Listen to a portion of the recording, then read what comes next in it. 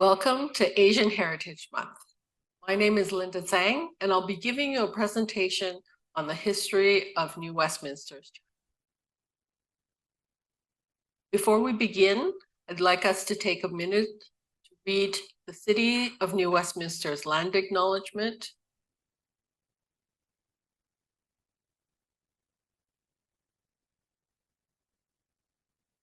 So as we begin, let's look at some key dates in Chinese Canadian. So 1858 is the start of the gold rush, which brings an influx of diverse people to this province, of which the Chinese make up a significant. In 1871, BC joins the Confederation and becomes a province of Canada. 1 year later, the legislature votes to disenfranchise the Chinese and First Nations population in the province. 1881 to 1885 is the completion of the CPR. So this was a condition of Confederation that a railway joined the country from sea to sea. 1885, a head tax is introduced on all Chinese coming to this country in order to work and live.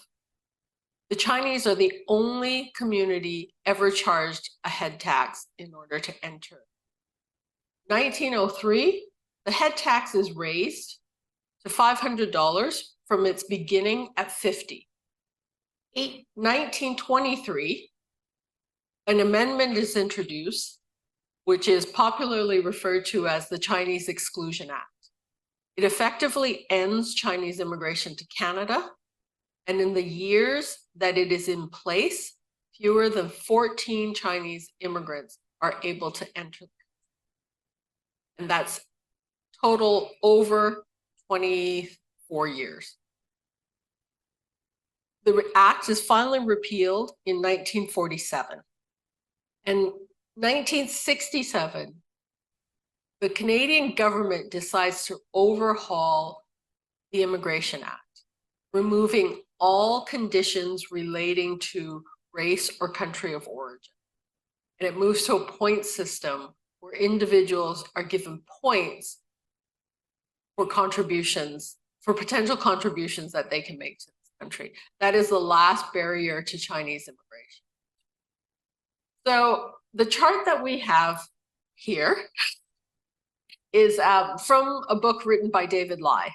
David Lai was a geographer, and he was the one who wrote the book on Chinatown. He defined Chinatowns and how we understand Chinatown within the greater context of Canadian history. And in this chart, David identifies stages of Chinatown. So there's a budding stage. So the Chinatown is controlled by a merchant class, and it's populated almost exclusively by male laborers. The next stage is the booming stage. And immigration leads to rapid population growth, geographic boundaries are extended, but the community remains largely self-governing, but through organizations rather than through individuals. Then we go to the withering stage, right? So the population declines and property ownership passes out of the community. This doesn't mean that the population numbers are declining in general. It means that population numbers are declining within Chinatown. And then finally, extinction or rehab, one or the other. So Chinatowns become inner city neighborhoods. If they're lucky, they get mixed in with tourism and become an emblem of Chinese heritage and therefore deserving of preservation, or they have disappeared entirely. And in the case of New Westminster, it's disappeared entirely.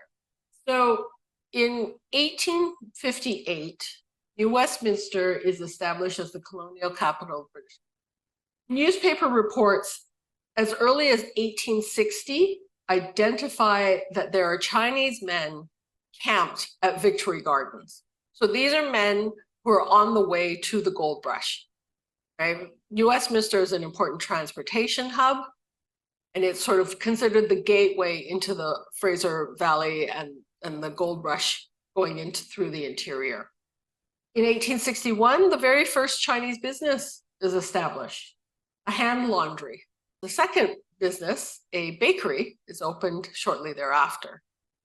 So these are service industries, and they are serving all of this very transient population moving to the gold rush. The picture here that we see is a cook, cleaner, and laundryman employed at Government House in 1866. The practice of, it was considered prestigious to have a Chinese servant. And this was a practice introduced by American residents in Victoria. So they set the standard, having a Chinese houseboy, and they were always referred to as houseboys regardless of their age, was a sign that you'd made it, right? And there's also a practical reason. There is chronically during this period a shortage of women. So women fulfilling domestic responsibilities as cooks, house cleaners, laundresses. All of the things that women did were then offloaded onto the Chinese men who were here as laborers. At this time, there are an estimated 1,705 Chinese in British Columbia, and they're concentrated largely in Barkerville, which is the center of the gold rush, and Victoria, which at the time was the center of transportation. So you had to get a steamship from Hong Kong, landed in Victoria, and from Victoria, you could then go across the strait to the lower mainland, but primarily to the gold rush, to go to the interior. By 1867, there are 66 Chinese men and 37 women, Chinese women, in New Westminster. And this is very atypical for the time. This ratio of men to women. It was much more common to have 90, 95, 99% men to women as a ratio. The number of women that were living in New West demonstrates a level of prosperity. You could afford to bring over your wife or a servant, demonstrating that the men here who are operating businesses had that kind of disposable. But this period of rapid growth was really short-lived. By 1868, we're entering a period of the gold rush slump, and the overall population of New West declines to 500. And this coincides with the move, well, post the move of the provincial capital, because New West was supposed to be the provincial capital. So the movement of the provincial capital from New West to Victoria. So a lot of people who had speculated here were sort of counting on this being a bureaucratic hub for the province, then decamped to Victoria. So 1879, there are 300 Chinese people in New Westminster, but only 10 women. So some of that prosperity is now moving around the province. Most of them were employed as cooks, servants, vegetable gardeners, woodcutters, laundrymen, and merchants. Now the merchants, of course, being the smallest class, but the most influential. Chinese businesses line the western end of Front Street, which is the commercial center of New Westminster. One of the largest businesses is the Huanan Company, which actually occupied a brick building as a demonstration of how much they were investing and how much money they had poured into New West. 1881, the population of New West stands at 2,000. 20% are born in the US, 10% are born in China, 20% are Eastern Canadian, and 30% are born in BC. And that number also includes the First Nations population. So once you factor all of that in, the Chinese population is actually sitting at a fairly large percentage of the overall population. And cannery work is one of the largest industries in US, and most of the work is done by Chinese and First Nations. The Chinese made tins and butchered fish, while the native women made nets and did all the other cannery work, but very significantly, all under white supervision. So 1881 to 1885, there's an influx of Chinese railway workers, but they are only passing through on their way to the lower canyon above Yale. In 1881, 4,350 Chinese men arrive in BC. And in 1882, another 8,000 arrive. So you can imagine that if you're looking at the entire population of New Westminster being 2,000, having this rapid, large wave influx of foreigners is disturbing. It is uncomfortable. And so this accounts later on for a lot of the reaction that we get against the Chinese. In 1882, there are quite a number of businesses on Front Street. We have 6 grocers, 4 laundries, 1 restaurant, 1 butcher, 1 tailor. And the Chinese population tripled. In large part, this is about the nature of labor in New West. So labor in New West is entirely, these early industries are entirely natural resource based, which means they're primarily seasonal. And for the most part, white laborers do not want seasonal work. They want work all year round. So in order to fill this labor shortage, they get Chinese contract workers who are willing to work at lower rates and under different conditions than the white population found acceptable. And in fact, when you're looking at this early economy in New West, a lot of the fortunes of the Chinese companies are based on not retail sales or wholesale or import-export. It's on labor. They are labor contractors. That's where they're getting the bulk of their money from. And part of when they're a labor contractor, they're also providing supplies. They're providing the foodstuffs that these Chinese laborers prefer. Rice, vegetables that are not part of the Western European diet. Right. So they're really building their businesses, they're building their finances on the back of this labor contracting situation. 1884, the 3 largest Chinatowns in Canada are Victoria, New Westminster, and Nanaimo. And in New Westminster, there are 1,680 Chinese people, of which 86% are laborers, 2% are merchants, 6% are women and children, and 6% new arrivals, which are also probably male. 6% sounds like a really low number, but at this period, the fact that 6% of the population was women was actually disproportionately high. In other Chinatowns, you would have either 0 or 1 woman for that population. March 1885.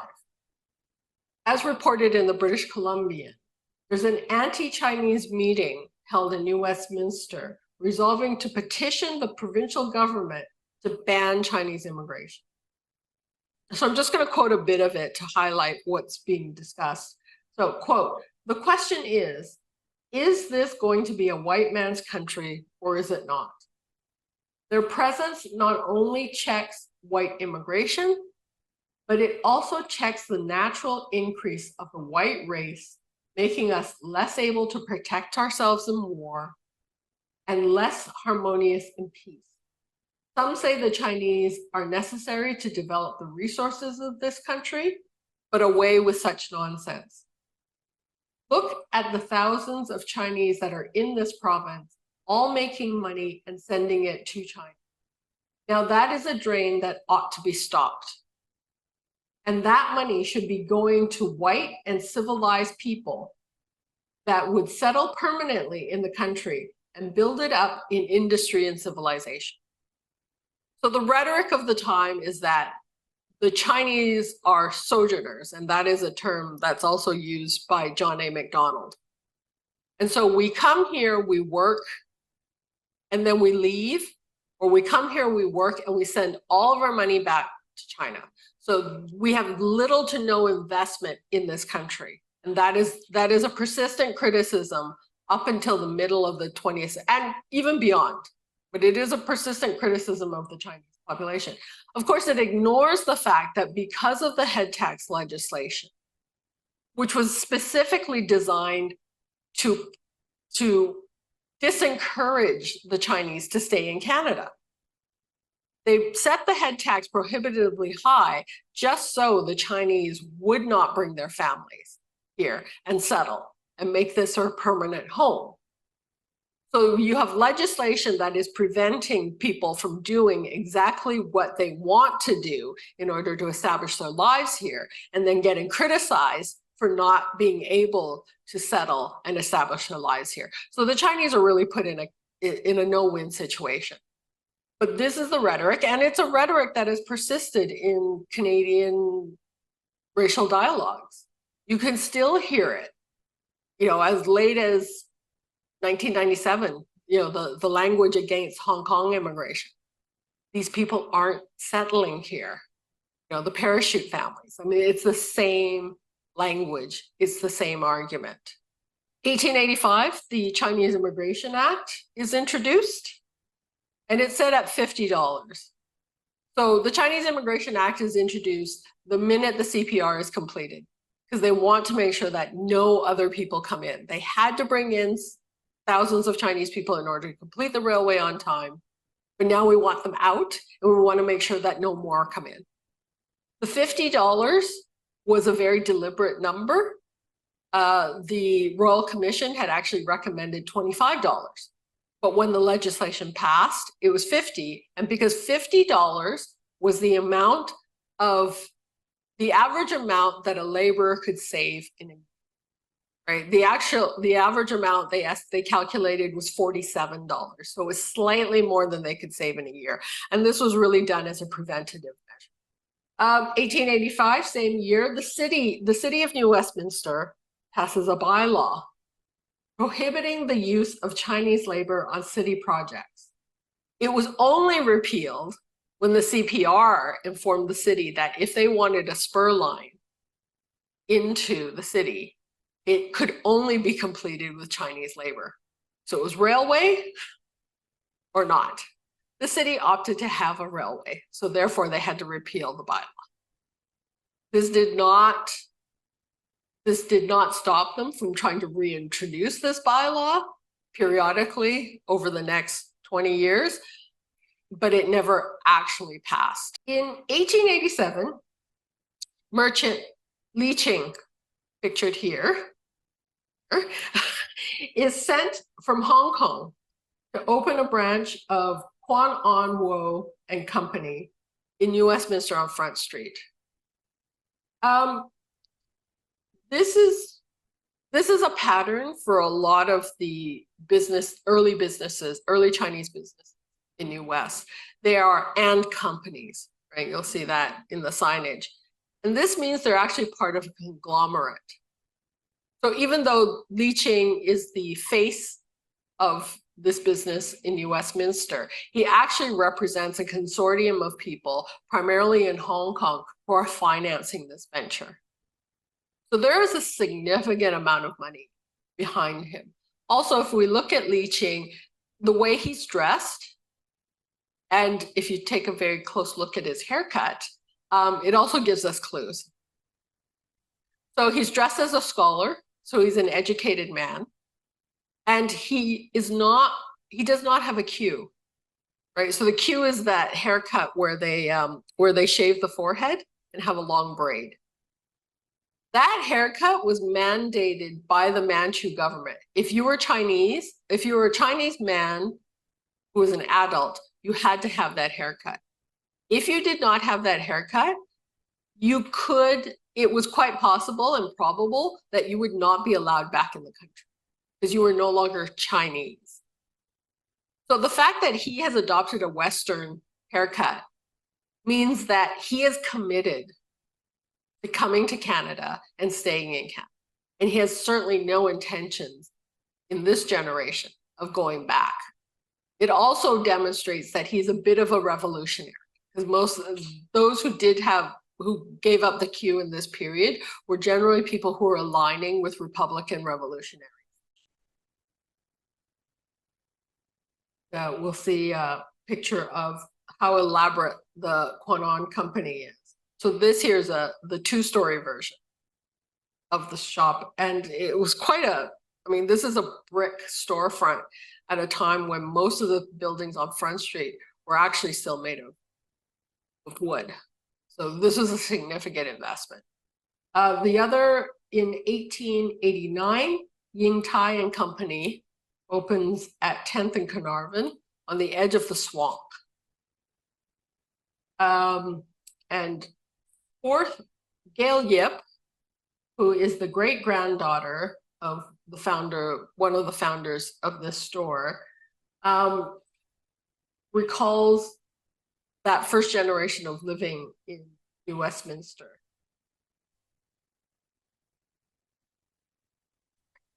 So I'm just gonna quote a little bit from her reminiscence. Quote, they started Ying Tai and Company in New Westminster as a wholesale importer of Chinese products that were resold to other Chinese stores in Chinatown. The company was also a Chinese labor contractor. For a period of time, Ying Tai and Company had 90 employees who were paid $15 a month, including room and board, as laborers for 2 sawmills and a shingle mill in New Westminster. The Ying Tai building had a bunkhouse, dining hall, and a kitchen located on the western end of the first floor for laborers, and the mercantile was in the opposite end. The dining hall was large enough for 15 tables. The Law Sung family lived on the second floor. The top floor had a kitchen, living room, and bedrooms where the Law Chung family lived. So it was 2 brothers operating this store. So it was quite, you can see the scale of the businesses that was going on. 1890, 1892, the land on Front Street was occupied. So Chinatown expands to land that was previously purchased by Chinese merchants on speculation. And this land, they bought it because they could get it cheap. And it was dubbed the swamp. And the swamp is roughly the area where we are now. So where Anvil Center sits, going towards the quay and towards the quayside. This is the area that was designated as less than desirable. And that's where Chinatown moves. And if we look back at what David Lye's book, this is him talking about this expansion period and moving outside of the original confines and moving into less desirable land. So in 1892, the city allows a Chinese cemetery with a furnace. But the Chinese are told they have to clear the land themselves. And this cemetery is at the Douglas Road Cemetery, which had actually been abandoned by white settlers as being too marshy. So 1898, the Great Fire erases Front Street's Chinatown. And only 3 buildings from that original Chinatown remain.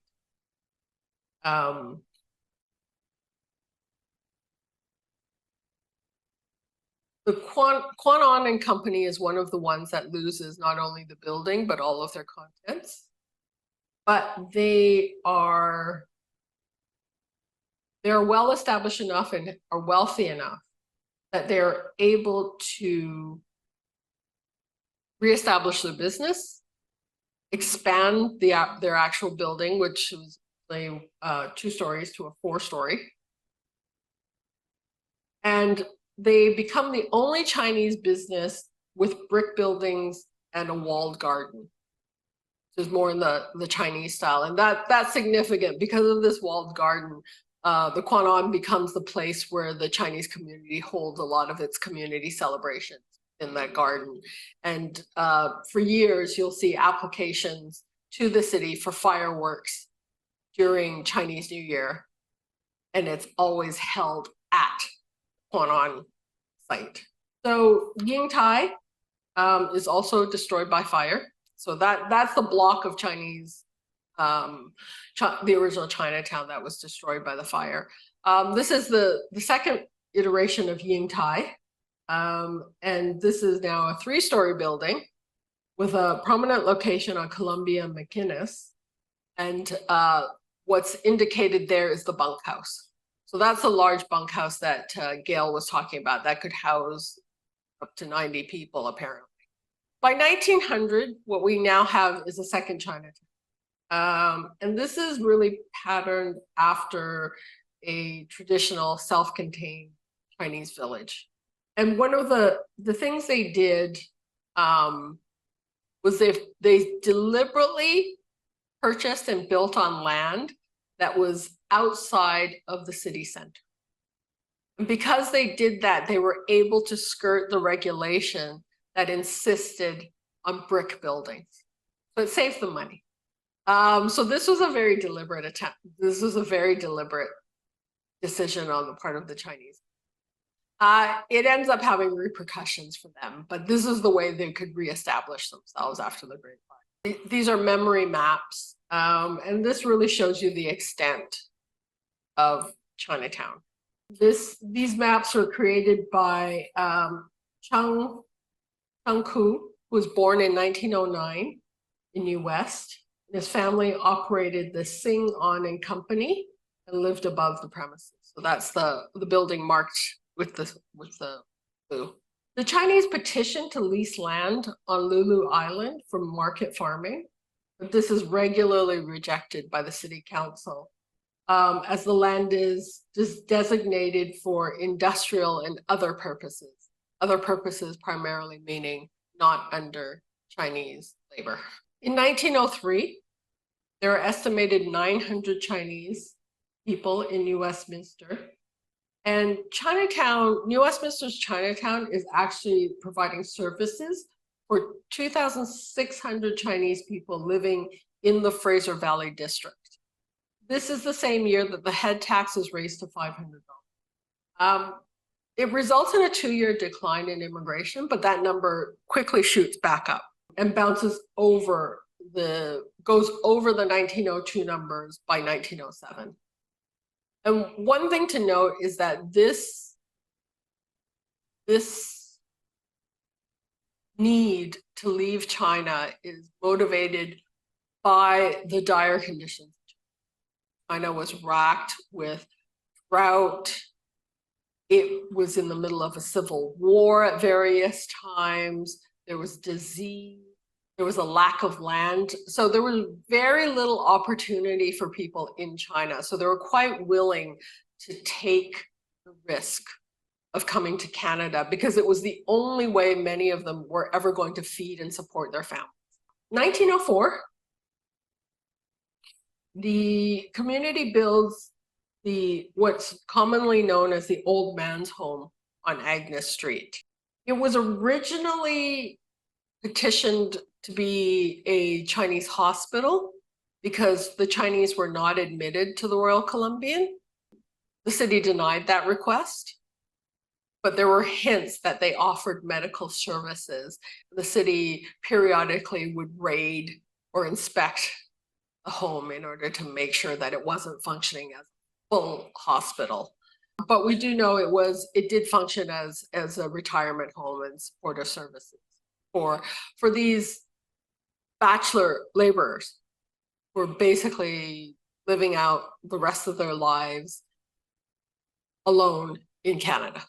So in 1908, the city passes a bylaw that bans Chinese, Japanese, and First Nations from the municipal vote. In 1910, the Chinese Freemasons builds a new hall on Carnarvon and McInnes at a cost of $5,000. So there is wealth in the community. And just to note that the Chinese Freemasons are a Republican political party and not the Freemasons in the Western sense. Fraternal, semi-mystic organization. 1911, the school board decides to segregate Chinese students. They cancel all integrated classrooms and move the children onto tents at Tipperary Square. 1912, there's a recession in BC. Lumber prices plummet, and the resource economy really doesn't rebound until World War I.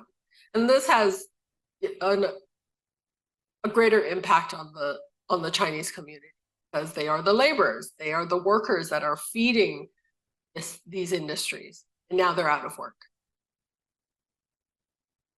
So 1913, the city instructs all contractors and prohibits them from engaging with Chinese labor. The city will no longer employ Chinese or purchase goods from company using Chinese labor.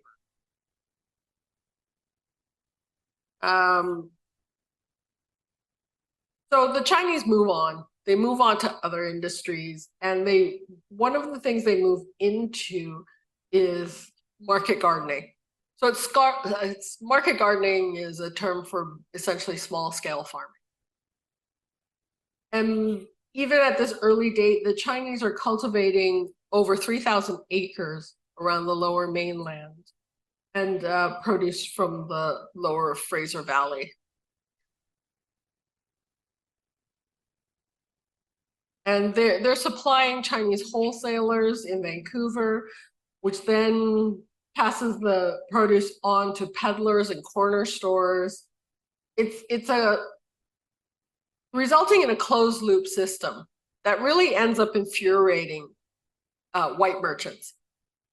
And during this early period, the early sort of around the turn of the century, the Chinese really almost corner the market on produce and small scale farming in the lower mainland. They not only are growing the food, they're distributing it, and then they go into selling it.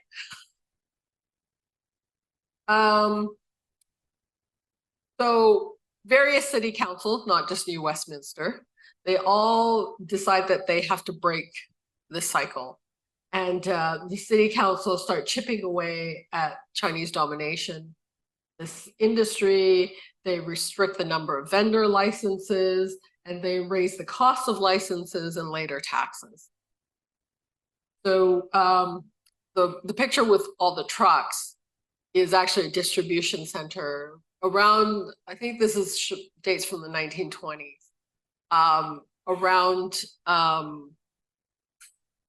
well, it's in Vancouver around sort of Pender Street. And the other one is a very well-to-do and well-established produce shop that was operating in 1914, the Chinese cemetery lease is canceled. And there are no more burials permitted at the Douglas Road site.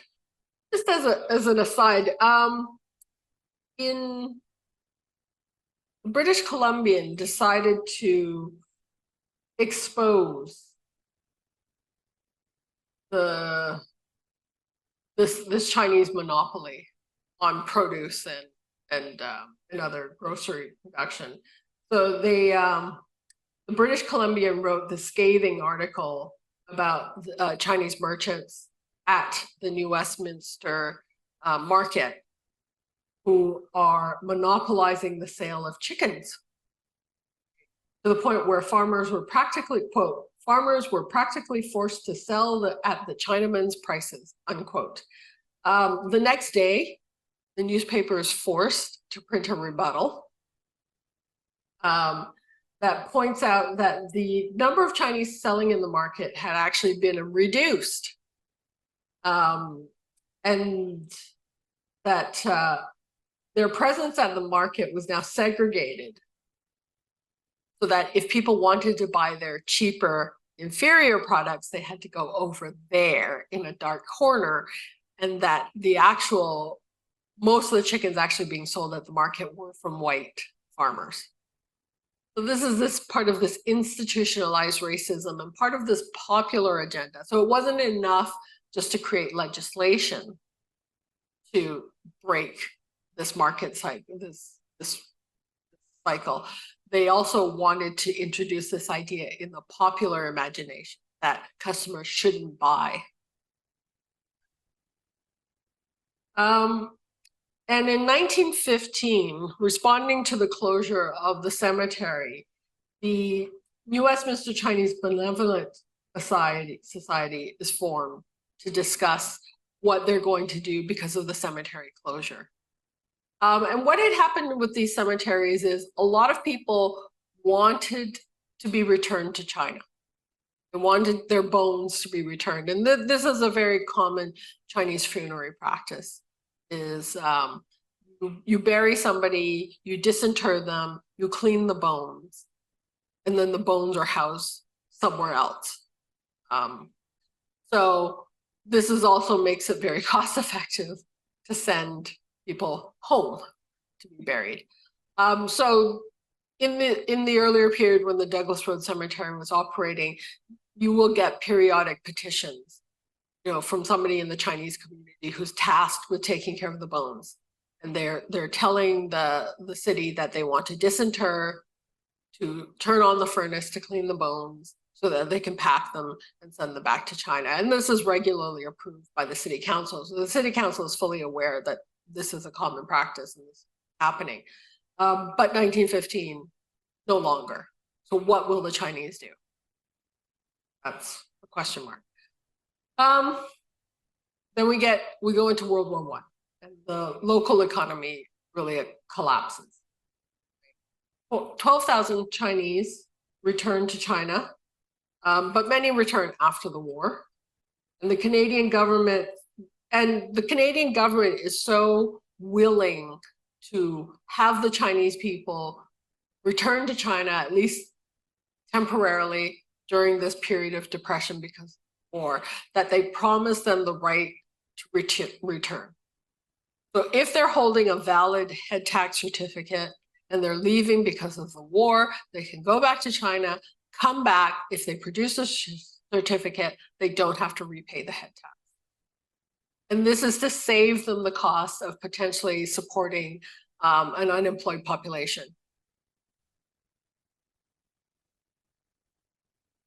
And during this downturn in the economy, there's a corresponding exodus of wealthy Chinese in New Westminster. And they're either returning to China or they're going to Vancouver. So 1920, this is when this decision to sort of play with the bylaw regulations about building a wood house or a wooden building versus a brick building comes back on them. And 14 buildings in Chinatown are torn down as fire hazards. And this had been investigated many times, particularly spearheaded by Thomas Turnbull, the city's then building inspector, who also happened to be the president of the New Westminster chapter of the Asiatic exclusion. So the tearing down of these 14 buildings really is the first signal of Chinatown's decline. They never recover from this demolition, and it's a slow erosion from this point, even though for a while the economy is fairly robust and it's supporting this population.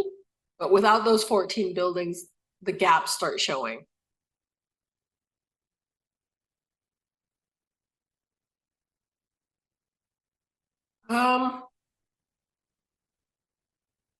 In May 1922, new Westminster Member of Parliament, W.G. Macquarie, and H.H. Stevens, representing Vancouver, table a motion to take immediate action against future immigration of Oriental aliens. This has the support of the New Westminster City Council and all 13 members of Parliament from British Columbia. April 1923, the final draft of the Chinese Immigration Act is tabled, and it's passed June 30th and enacted on July 1st, Dominion Day.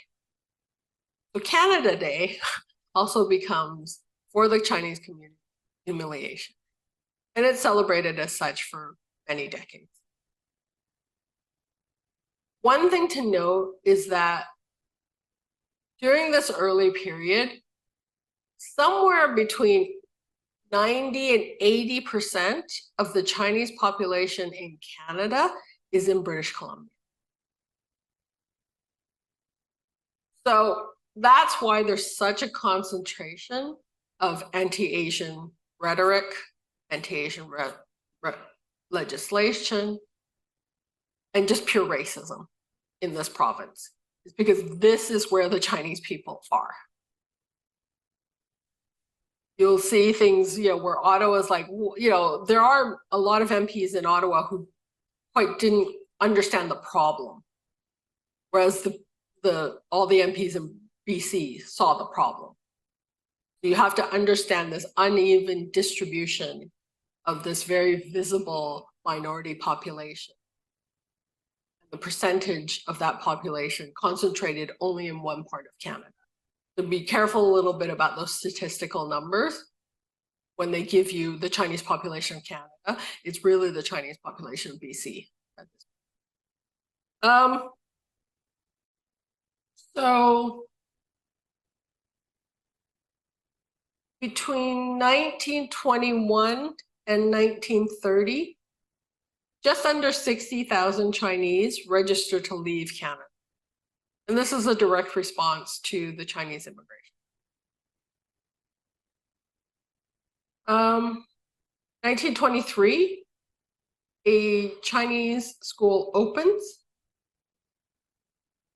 and it's to supply Chinese language instruction, formal Chinese language instruction. 1921, Quanon, Wo and Company closes. And that really is a final nail in the coffin,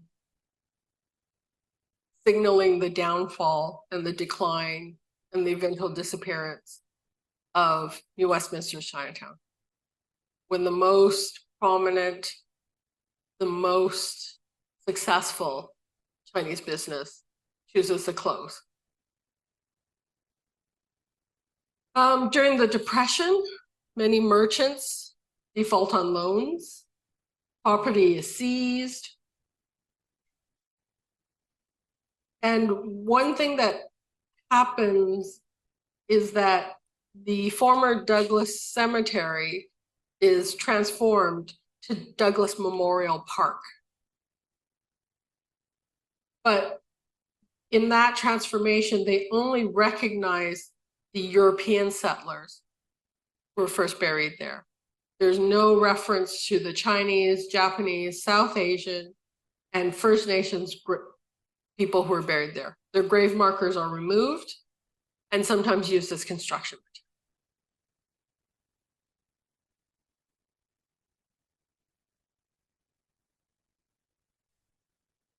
material. The Law family that operated Ying Tai, that big business with a bunkhouse for 90, effectively start winding down their business, and they relocate their homes and business to the Melbourne Hotel, 4-story property at 12th Street. And really, they're really not operating anymore as a business. There's just sort of coasting along on savings and whatever money they have. By 1938, there are only 2 laundries, 2 grocers, and a barber shop on McInnes, which is the former Chinatown, and very few residents remaining on Agnes Street. 1941, there's really, that census is, there's 400 Chinese in New West. That's the Melbourne Hotel. And this becomes the locus of the third Chinatown, Melbourne Hotel. So we have 400, by 1941, we only have 400 Chinese people remaining in New West. I mean, that number, if we think back, that's the number that Chinatown was founded on in the 1880s. And that they're congregated around these apartments as sort of the last remaining gasp of businesses. There are also quite a number of what were called cabins. So basically single room occupancy residences, where a lot of these bachelors who had nowhere else to go were now living out the rest of their lives west. So this is a picture of the CBA building, the old man's home, in roughly 1942. And this is one of the Chinese schools that were held there. So there is still a community, but it's now becoming dispersed. There's no longer this concentration of an area called Chinatown. 1947 is the repeal of the Chinese Immigration Act. And there are a few Chinese people remaining, and most of them are moving out of Chinatown, which at the time was really viewed as a slum. And in the end, the Riverside tenement, which was the last or hurrah, was demolished in 19.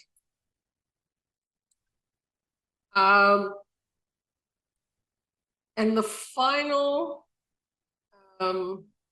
so this is the New Westminster, the brand new, shiny, state-of-the-art New Westminster Secondary School, which was opened in 1955. It was established on the grounds of the Douglas Road Cemetery. So this is sort of one of those eradications of that Chinese identity, that early Chinese identity in the city. And just as an aside, 1956, this is Susie Chu, who's the owner of the Waffle House, the owner and founder of the Waffle House. She is discriminated against when she's renting an apartment in New West. She put down her deposit. When she went to show up and pick up her keys, they went, "Oh no, we're not renting to Chinese people." Her story became a cause celeb, partly because of the restaurant she owned. And it was patronized by a lot of newspaper people and people from the radio whose building was adjacent to hers. And they encouraged her to go public, and they supported her by writing articles about her. So her plight became front page news, and the bottom picture of her is on national television, telling her story of discrimination. She's one of many people who face discrimination, but luckily for Susie, she had the support of these people so that her story became public. And shortly after it became public, they backtracked and gave her the keys, and she was able to move in. The Chinese community persisted in New Westminster. It's not like all of a sudden Chinese people disappeared out of New Westminster, but there was no longer a place called Chinatown. By the 50s, Chinatown had largely become just a place of memory. And in 1979, the CBA and the Chinese Benevolent Association and the National League both disband after years of inactivity. This is the Nationalist building. The CBA, so the owner of the Old Man's Home, they end up donating the building and the land to the city in gratitude for the fact that they were given tax exempt status from the time that they were founded up until the time that they shuttered. The city basically allows the property to disintegrate after the donation, and in 1980, the building is demolished. So and the land is left vacant and is currently used as an off-leash, well, has been used as an off-leash dog park since 2009. The city of New Westminster is currently in the process of working with developers around that area to create some kind of, well, it'll be a public park that commemorates this Chinatown. Hopefully that will be open and ready for the public by 2025.